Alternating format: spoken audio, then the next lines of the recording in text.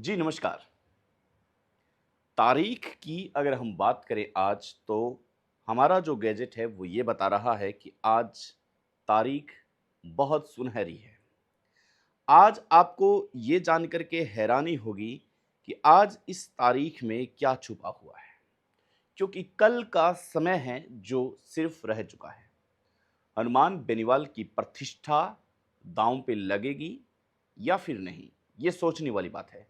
क्या राज शेखावत है वो अपनी प्रतिष्ठा को दांव पर लगाए हुए हैं?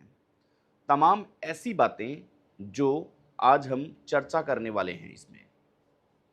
चलिए सीधा हम नागौर की धरती पे आते हैं। इसके बाद में हम हनुमान बेनीवाल के उस धरने एसआई की भी बात करेंगे कि क्या हो रहा है वहाँ पे। लेकिन सबसे पहले इस एपिसोड के अंदर हम ये बात करते हैं और तुलनात्मक अध्ययन करने की कोशिश करते हैं कि क्या राज शेखावत यहाँ पर मात दे सकते हैं।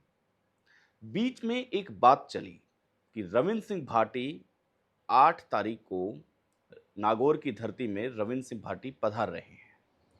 लेकिन जब हमने चर्चा की अपनी टीम के साथ और हमने उनका ट्विटर देखा तो करीब 29 तारीख तक हम उनके ट्विटर को देखते रहे, लेकिन वहां पर कोई भी ऐसी ऑफिशियल जानकारी नहीं थी कि रविंद्र सिंह भाटी 8 तारीख को नागौर आ रहे हैं।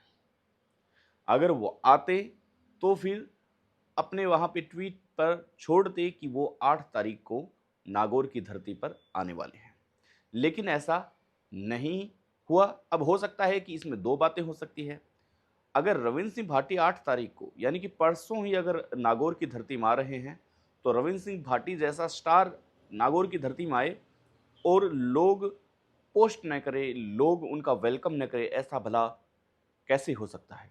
लेकिन यहाँ पर ये सोचने वाली बात है कि अभी तक इस प्रकार की कोई आधिकारिक पुष्टि है जो नहीं हुई। राज शेखावत घर घर जाकर के न्योता देने में आजकल व्यस्त हैं, क्योंकि उन्हें लगता है कि राजपूत समाज को एक करना चाहिए, एकत्र करना चाहिए, और जो कि सही भी है, करना भी चाहिए, क्योंकि अपने अपने समाज की जब बात आती है तो फिर दमखम जरूर दिखाना चाहिए। यहाँ पर हनुमान बेनीवाल भी अपना दमखम दिखाते हुए कई बार आपको नजर भी आते होंगे। लेकिन मान लीजिए कि राज शेखावत अगर वहां 8 तारीख को भूचाल ला देते हैं, हनुमान बेनीवाल 1 लाख लोगों की जनता को एकत्रित करते हैं जयपुर की धरती में, मानसरोवर। लेकिन यहाँ पर आप अगर देखेंगे तो क्या आपको नजर आएगा कि राज शेखावत अपनी पूरी ताकत को लगा सकते हैं, अपनी पूरी ताकत को दिखा सकते हैं, या फिर अपनी पूरी ताकत को नहीं दिखा सकते हैं? क्या आपको ये लगता है कि 1 लाख की जो भारी संख्या है लोगों की वो उमड़ पड़ेगी? ऐसे में कई तरीके की बातें हैं वो निकल के सामने आ रही है। लोग कह रहे हैं कि राज शेखावत से इतने व्यक्ति हैं, इतनी आम लोग हैं, वो इकट्ठे नहीं होंगे। कुछ लोग ये कह रहे हैं कि भाई राज शेखावत है, कुछ भी कर सकते हैं, समाज प्रतिष्ठा पर लगा हुआ है तो समाज के लोग हैं, वो श्योरिटी वहाँ पर आएंगे ही आएंगे। ऐसे में हमने उन लोगों से बात की जो लोग अब यहाँ पे तुलनात्मक अध्ययन कीजिए आप।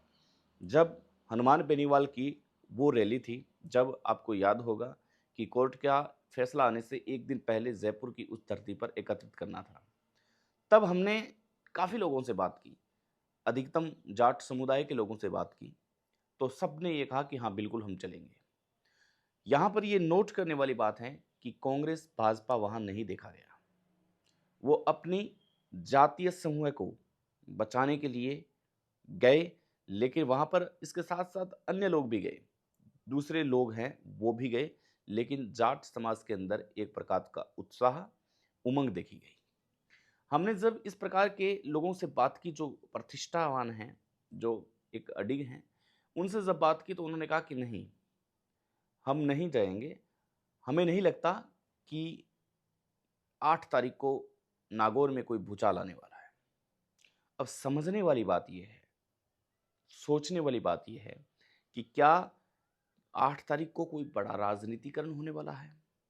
8 तारीख को क्या ऐसा तुलनात्मक अध्ययन करने की कोशिश की जा रही है कि हनुमान बेनीवाल के गढ़ में अगर हम 1 लाख लोग इकट्ठा होते हैं तो फिर इसे सियासी फायदा किसी और को मिलेगा।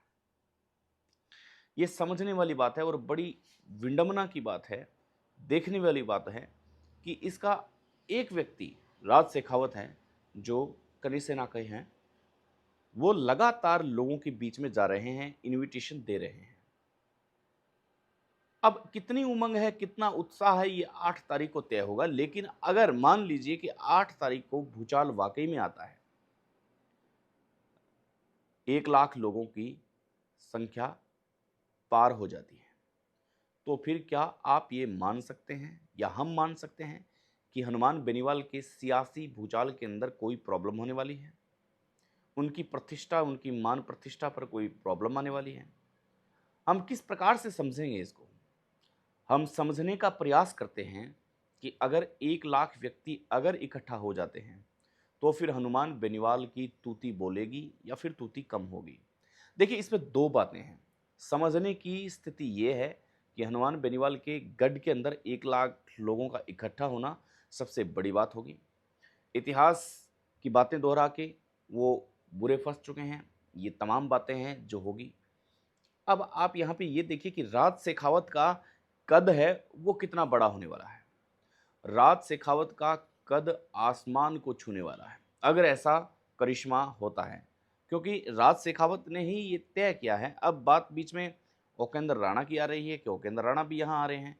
इस प्रकार के अगर सेलिब्रिटी अगर बुलाने की कोशिश करते हैं, या इस प्रकार के अगर टॉप जो लोग हैं उनको बुलाने की कोशिश करते हैं, तो उनको फॉलो करने वाले लोग हैं वो वहाँ पर 100% आएंगे और इसमें राज शेखावत का कद बढ़ेगा।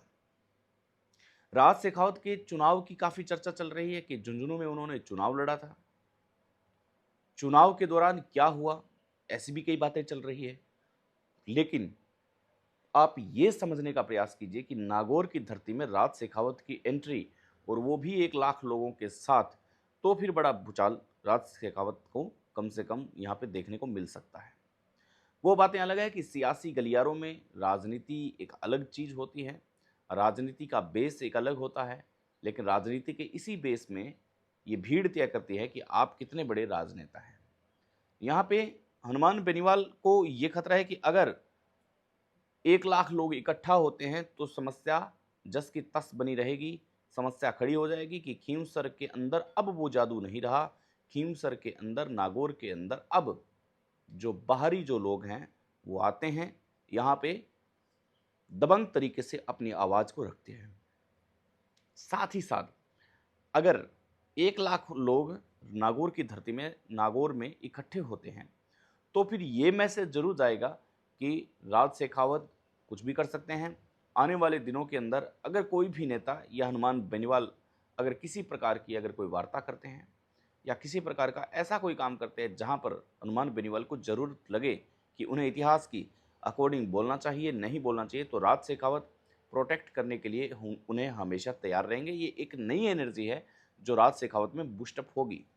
ये बातें, ये दौर अलग हो जाता है जब हम इस दौर की बात करते हैं। अब ये 8 तारीख तय करती है कि कौन सबसे बड़ा नेता होगा।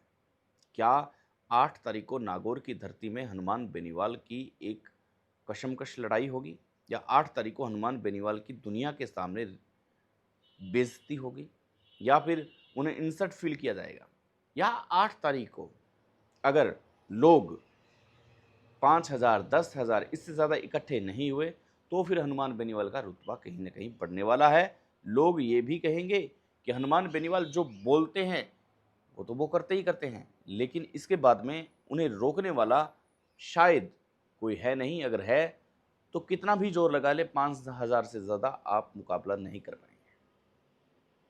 समझें, यहाँ पे समझने की स्थिति है कि यहाँ पे 2 लोगों की प्रतिष्ठा है जो दाँव पे लगी हुई है।